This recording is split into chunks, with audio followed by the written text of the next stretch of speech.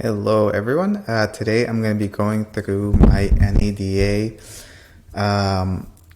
speaking session. So this I'm going to pre-record before the event. So the event is 2 days from now, but I'm going to pre-record this for those who are not able to make it to the NADA show to see it in person. So I'm going to go through the slides.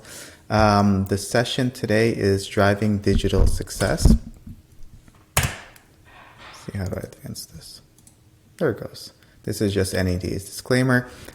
Today on the agenda, we're going to be talking about, do a little quick intro about myself.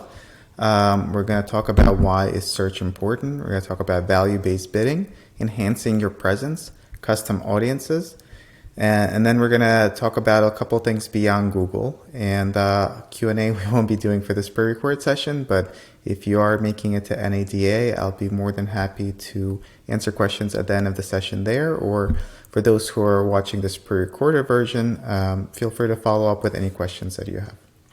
Let's start off a little bit about myself. So that's me on the left side in 1991. So I actually started my first company in 1997. So I've been involved in digital and the web and the tech space for a very long time now.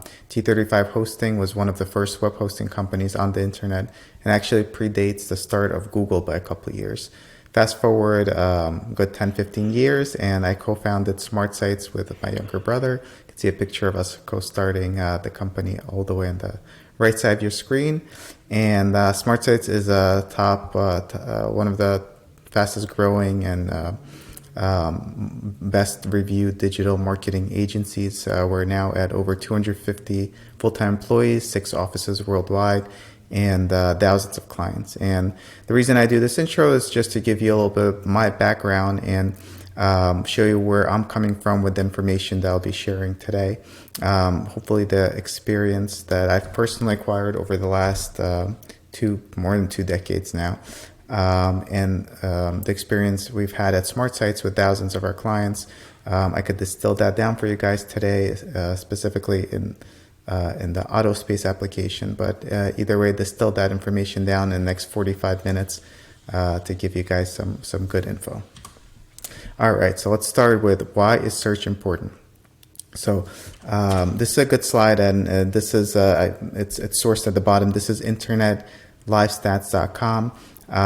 The reason I like to start off with this is this actually shows you the scope of search engines and search activity. Really, this is global. Obviously, Google skews more US than some other search engines. So this is not truly global, but it's a good representation. So there's 5 million internet users in the world, 2 million websites, but more importantly, there's over 6 billion Google searches each day. So the reason why a lot of this presentation is going to be focused around search and specifically Google search is just really the amount of people that go there to find information. So literally 6 billion searches are happening every day. And to go a step further than that, out of the billion searches made on Google every single day, 15% of those are unique. So that means is that out of the billions and billions of searches every single day, 15% are searches that Google has never seen before. So what that means for you is that people are searching in different ways, and every single day they're finding out different things to search for and different ways to search for. And so not only is search important, it's very important to keep up to date with your search strategy and really keep reevaluating, because this whole medium is very fluid and dynamic. And even for Google, with billions and billions of searches of information, every single day, 15% of searches are new. Another small data point before we jump forward. This is I'm going to read off the right side of the screen, 2 data points from surveys. One is from McKinsey, one's from eMarketer. So 75% of consumers have tried different stores, websites, or brands during the pandemic.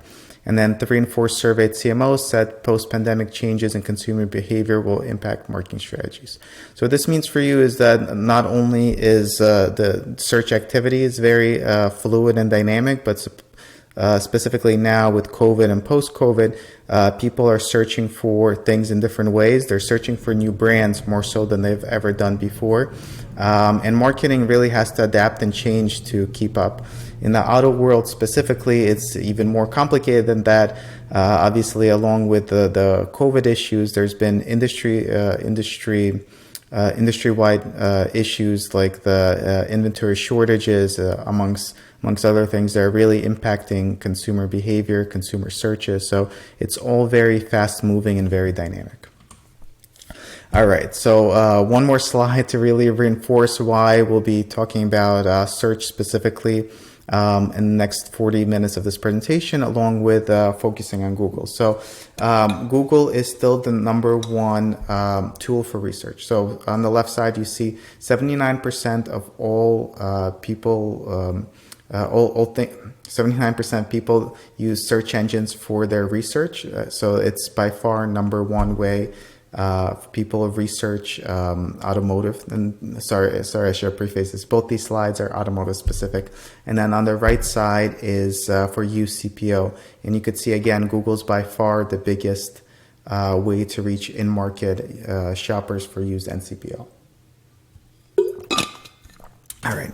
And then one more slide before we jump into the meat of the presentation. This is an interesting one specifically for Google Ads. So this is an internal slide based on a very big study that Google did to try to quantify how much of an your investment in Google pay-per-click, how many car sales it generates and when. So what's interesting is obviously and this is from a single investment of $1,000, but what's interesting here is a couple things. So when you invest $1,000 in Google pay-per-click, you're getting results for up to 9 months forward, right? And actually the biggest conversion is 5 months. So meaning from when someone just starts going into Google and researching cars to the time they actually purchase a car, you have that 5-minute gap.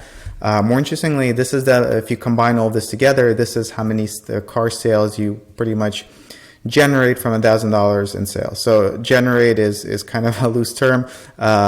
It won't necessarily mean that all they did is they went on Google search, they found you and they purchased a car. It just means that Google search impacted the behavior in some way or was part of the process. So they might have gone to a dealership and then did a Google search and then something else and a Google search again. Obviously the purchase cycle has become more and more complex and there's been more and more touch points. But in either way, these are individuals who clicked a Google ad and later converted to sales. So a couple of big takeaways here are that obviously it takes a couple months to get results, right? It's not, you invest $1,000, it's not everything's in month one. The other big thing is that you should keep investing now for the future pipeline. So if you don't have inventory now, but you will in 6 months, there's something to be said to keeping some kind of search activity now, because consumers are in their early stages of research and you don't want to really go dark and have your competitors come up. So really, really powerful set of data here. So definitely worth following pretty much the data and following the advice from this data. All right, so next up is value-based bidding. So for the next 3 sections, we're going to talk about the advanced Google implementations and optimizations that are pretty much on the horizon and could really make or break your Google Ads strategy. So value-based bidding. So we're going to start all the way on the left of this chart. So these 4 little columns on this page represent the different bidding strategies that have existed on Google Ads since the start. So the first one's position driven. So for those who have been around the internet and Google Ads for a long time, I'm sure you could remember the day where everything was very position driven. I want to be number 1 or I want to be number 2. You go on your mobile device or computer, probably more so computer back then, and you actually be checking where you're ranking on Google search, and that'd be like a big thing. And if you're not ranking where you think you are, you email the marketing agency, call the marketing agency, what's going on. So that was the initial I guess, way that results were tracked. It was really where you're ranking, right? That kind of went away with a couple things. The most drastic of which is Google started personalizing results. So if I take my cell phone right now and I do a search on my cell phone, then I do a search on my desktop right next to my cell phone, I'm going to get different results. Someone else next to me is going to get different results than I will. So search has become very personalized. So precision driven doesn't make as much sense. We kind of started moving away from that. The next iteration of bidding after position based was keyword driven. So it was still there was really no conversion metrics, but it wasn't as, I want to be number one for everything. Now the focus was, I really want to I want to rank high for these keywords, but not these keywords. So there was more thought involved. There was more analysis. So I want to be number one for Lisa Toyota Corolla. I no longer want to be number one for everything. Everything else could be lower. I want to be number one for Lisa Toyota Corolla, right? So prioritization happened based on keywords. And for those that been around again for a little bit, this was probably 6 to 7 years ago, maybe 5 to 8 years ago, something like that. And for those that have gotten Google Slides, have seen Google presentations before, this was the whole beginning of micro moments, right? You want to advertise for specific keywords and different moments of people's lives. So that was a whole big push to micro moments. So that was keyword driven. That was the second iteration. Outcome driven is where I would say we are pretty much right now as a industry. Automotive especially tends to lag on innovation. So we're probably just starting on outcome driven. If I surveyed what everyone's pay-per-click campaigns are in this room, I would imagine half are still not outcome driven and half are getting to outcome driven. So we're a little bit behind as an industry, but we're definitely catching up. Outcome driven is very much conversion based. So this is where you actually set up conversion actions in your account. You would set up, let's say, VDP views as a top level, right? You could do SRP, but SRP is usually a little high. So I like to start off with VDP. You want to do phone calls, contact forms, right? All the way to store visits, which used to be measured with beacons. Now it's native in Android phones. So you could actually, in a lot of cases, get store visit data all the way down. So it's VDP, store visit, and everything in between. So that's pretty much where we are as an industry. I'd hopefully, if you look at your Google Ads campaigns, you have conversion set up and it's linked to Google Analytics and all the data is flowing, right? That's again the blue marker there. The next iteration and where we're heading as an industry is value driven. So we've been implementing this for about a year. We were part of, more than a year now. We were part of a lot of original betas to help test this. The way value driven works is very simple. It's actually very similar to conversion, which is the outcome driven. But you now understand and specify that different conversions are worth different amounts, right? So the ones I just went through, you have the VDP and you have the store visits, right? They shouldn't be worth the same. So if you're doing just outcome driven and you're just measuring conversions, what you're telling Google is these are all my conversions, and Google pretty much is treating them all the same. So they're treating a VDP exactly the same way they would treat a store visit, which obviously doesn't make sense. So value driven is you determine the value of each conversion action. And it's a little bit easier in e-commerce and some other industries. In automotive, if I asked the dealership GM, what's the value of a VDP for you? Obviously, they might not know the answer. So it doesn't necessarily need to be an exact dollar amount. It could be a ratio. So as a good benchmark, a store visit's usually worth 100 times more than a VDP. So you would put the value of a VDP as 1, then you would put the value of the store visit as 100. So what happens now is before, in the outcome driven, you had all these conversions and Google was equally optimizing for all of them.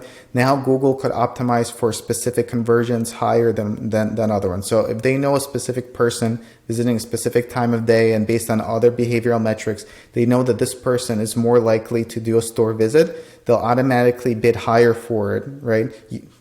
On your behalf, right? You set up the machine learning and AI and you set the rules, and on your behalf, Google will bid higher for that person in real time. So someone goes on Google, they type Toyota dealership near me. Google, with all the metrics, knows that this person is very likely to become a store visit. So they'll automatically bid higher on the fly before the ads load. Your machine learning setup will make your ad show up first for that person because they have a predisposition to become a store visit. So this becomes really, really powerful for a couple of reasons. Number one, obviously, you're giving Google the correct information. Before, you're telling them VDP, phone calls, store visits, all the same. Now you're actually giving them correct information. Store visits more valuable than VDP. If a specific age group just drives a lot of VDPs but no other metrics, Google's automatic machine learning could optimize for this. So it's a lot of this really, really cool stuff that before marketers would do manually, like do quarterly analysis, or even if you're doing monthly analysis. Here, all of this is happening on the fly, and Google's using a lot of information to make these decisions on your behalf to optimize the conversions. The second cool thing is you could set up campaigns to target a specific conversion action now.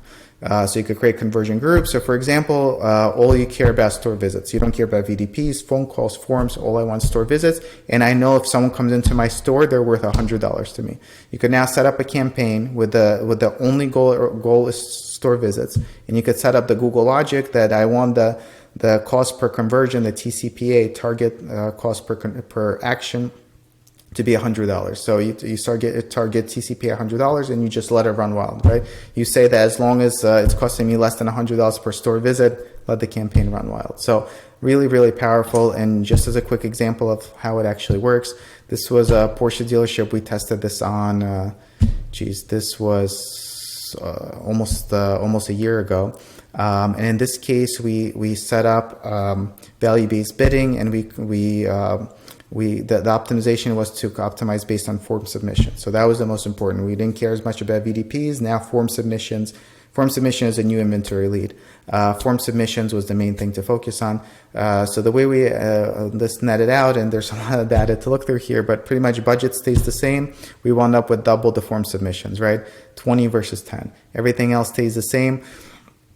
Cost per click and other things obviously went up. There's like metrics that look like this looks worse. Time on site might have gone up or down. It didn't matter. All it mattered to us is that we wanted to optimize based on form submissions, and we were able to double that within the same budget. And again, this is really the power of value-based bidding, that you could generate so much more conversions that you really want to focus on versus just focusing on all conversions, and you could really drive results within the same budget without really raising your budget or increasing spend.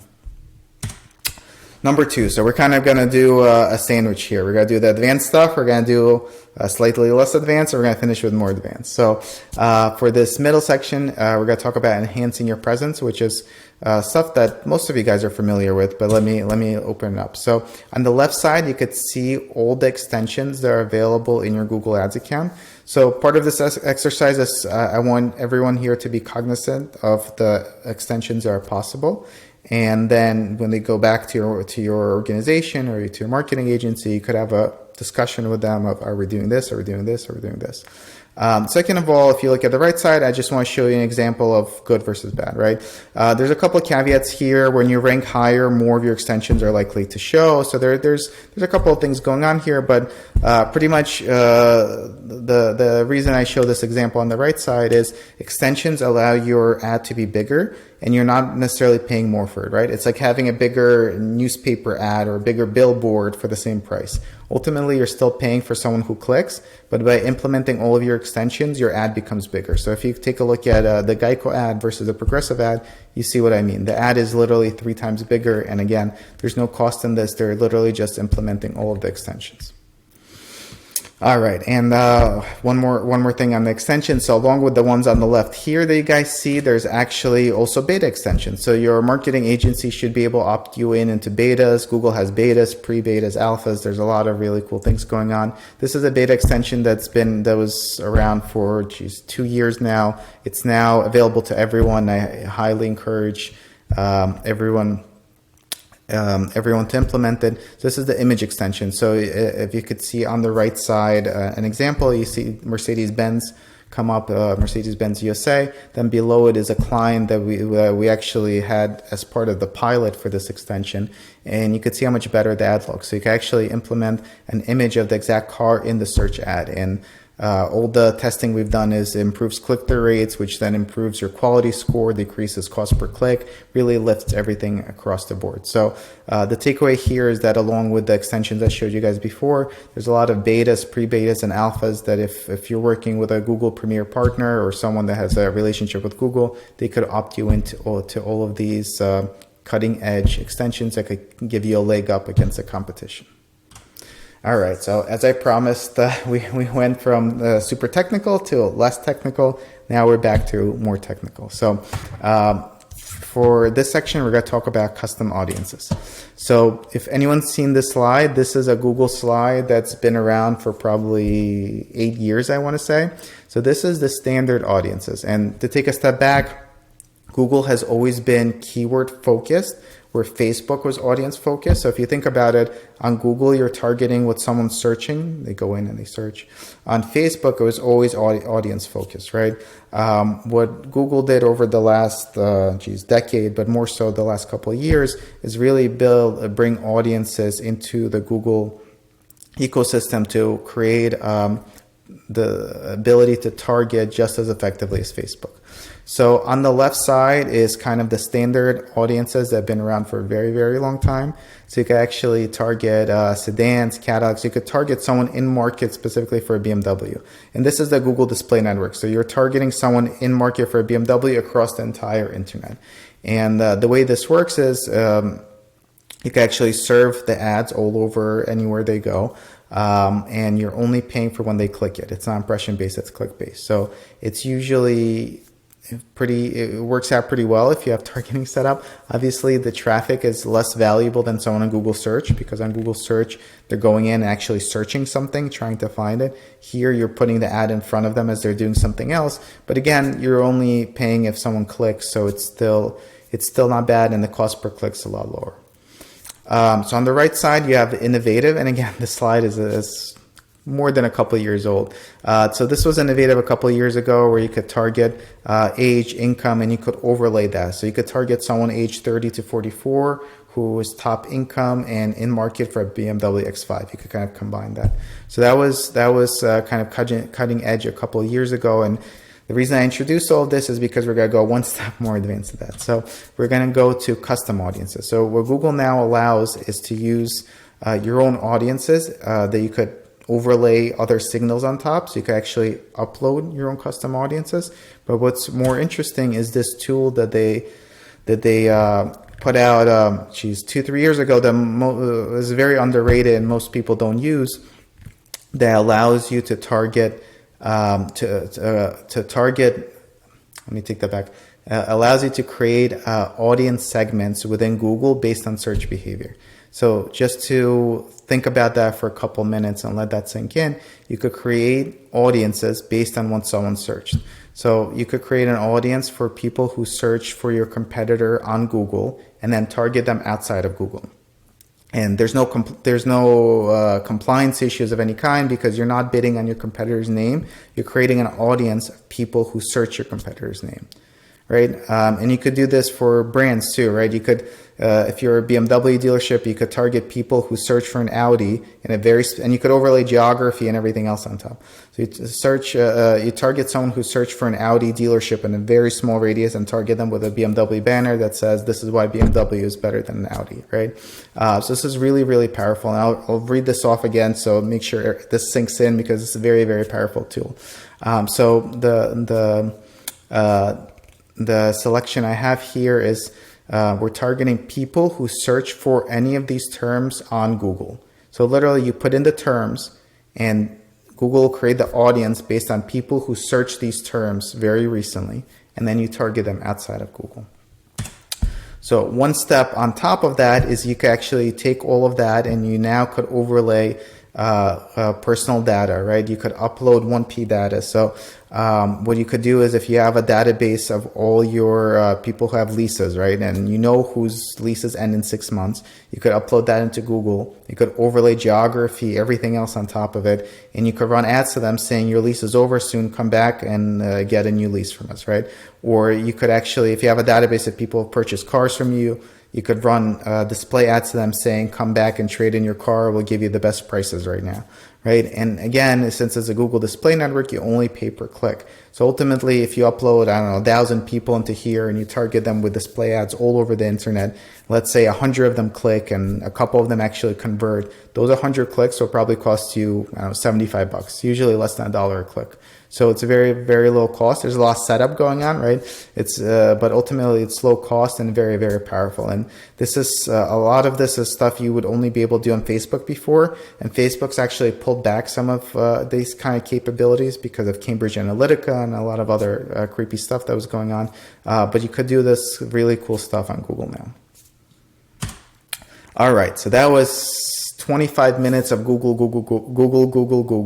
So I wanted to mix it up a little bit and show you some other options. Let's say you're on Google, you're doing best practices, you're maxing it out, right? There's no more impressions. You're only allowed to advertise in certain geography. You're already maxing out the budget, and there's really, you're getting great results. And you go, Alex, what else could I be doing? So first we have Microsoft Ads. So this is a slide they provide, so take it with a grain of salt, but it's fairly accurate. So they have Microsoft Ads has been doing a lot of really good things lately. As a search engine, they actually have more and more market share on the desktop side than they had in the past. People who use the search engines, the Microsoft properties, MSN, AOL, all of those skew older and they skew more affluent. So really, really good demographic of people who use it. And I think most importantly is people who use Google are usually unique. People who use Microsoft are usually unique from people who use Google. So those who use MSN.com, AOL.com, or Yahoo Finance, I don't know, don't usually go on Google and vice versa. So these are unique people that you're not reaching by being on Google. So this is usually the lowest hanging fruit for when people come to me and say, what else could I be doing, right? Microsoft cost per click tends to be from 30 to 40% cheaper than Google because there's less competition. But again, you're reaching a lot of unique individuals. So it's been really powerful. Three also things that Microsoft has been doing right. Number one, and we'll go left to right. Number one is they've partnered with a lot of fringe search engines, which kind of all add up. So for those of you who have heard of DuckDuckGo, they're a very small niche, privacy-based search engine. So they don't track you. It's become very prominent in the age of cookies and tracking. And they've actually been growing a good clip. They're still under 1% market share, right? But they grew from like 1/100th of 1% to 1%. So they've been growing very aggressively. Microsoft Ads is partnered with DuckDuckGo amongst dozens of other search engines. So if you want to advertise on DuckDuckGo or any of these other search engines, Microsoft Ads is the only way to do it. And all the ads on DuckDuckGo are powered by Microsoft Ads. Number two, if you have a Windows device and you've updated recently, you probably noticed this kind of temperature gauge thing at the bottom that pops up now. News pops up there as well. If you click that, a lot of that's powered by MSN. So when you click the news articles and you click stocks or whatever it is, in a lot of cases, it'll take you to MSN or Microsoft properties. So that builds up more and more people using Microsoft properties and then searching on them. So it's helping them build up an audience base. And the third one all the way on the right side is LinkedIn. So Microsoft bought LinkedIn a couple of years ago now, but they finally integrated into Microsoft Ads. So one of the cool things that you could do now is before, if you wanted to target someone in a specific position or company, LinkedIn was your go-to to do that, right? But the negative of LinkedIn, it's always very, very expensive. What Microsoft did is that they brought in the LinkedIn audience into Microsoft Ads. So you could now target LinkedIn audiences from Microsoft Ads for a lot cheaper. So if you want to target, if you are a dealership and you, let's say, have a big corporate, you have IBM next to you, their headquarters, right? You could actually target employees of IBM and serve them ads saying that anyone from IBM gets $250 off purchasing from my dealership. And you could do it a lot cheaper than you could have ever done it on LinkedIn. So those are really, really cool things Microsoft has been doing. And I have been recommending them very heavily as a supplement to your Google Ads strategy. All right, take a quick drink and we'll continue. All right, next up is organic. So Google Ads is obviously super, super important. They load up first, right? But under Google Ads, you have organic results. So organic results are also super, super important, right? It's I feel like, especially in automotive, it's really not enough investment happens into it. I see agencies, I see dealerships spend $30,000-$40,000 on Google Ads and nothing on SEO, or like $1,000 on SEO, right? I think it should be a lot more prominent.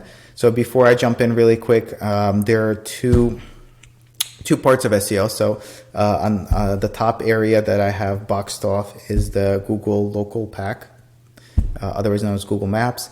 And then below it is Google localized organic results. So both are important. Both have different ranking factors. And I actually have the ranking factors here. So this is a proxy for ranking factors. It's a big survey that SEO professionals do that then gets aggregated together. So it's not directly Google saying this is the formula, right? It's a huge community of SEO professionals putting this together to determine what Google's formula is. For the top part, Google Maps, obviously your GMB profile, how well optimized it is super, super important. Followed by reviews, on page, and links, right? And I'll go through those really quick. GMB, again, your Google My Business. They just rebranded it, but for the sake of this, I'll call it Google My Business. That's make sure everything's optimized, all the information's there, right? Pictures in there, everything possible. Number two is reviews. So reviews are super important. Google not only looks at how many reviews you have, they look at what the rankings are, right? People are leaving you good reviews, not bad reviews. But probably the most important is review content. So Google looks at the content in your reviews. So for example, you're a coffee shop in New York City, right? And you have some kind of exotic coffee, Brazilian coffee, right? If someone in your review writes, oh, their Brazilian coffee was amazing, someone goes on Google and searches Brazilian coffee shop, Brazilian coffee shop, right? Or which coffee shop has Brazilian coffee? You'll come up higher because of the content of that review. So reviews, super, super important, specifically content. On page is very all-encompassing, right? On page is fixing technical issues on your website and the content of your website. So both the quality and quantity of content. And then last is links. And then behavioral, citations, personalization is much smaller. Localized results in the bottom, it's really all on page and links, right? So after you fix your technical issues on your website, which is usually a one-time or quarterly thing, you really just need to concentrate on page, which is mostly creating content, right? You want to be creating unique content. And then links. You want to get relevant, authoritative websites to link to you that makes Google think that you're relevant and authoritative as well.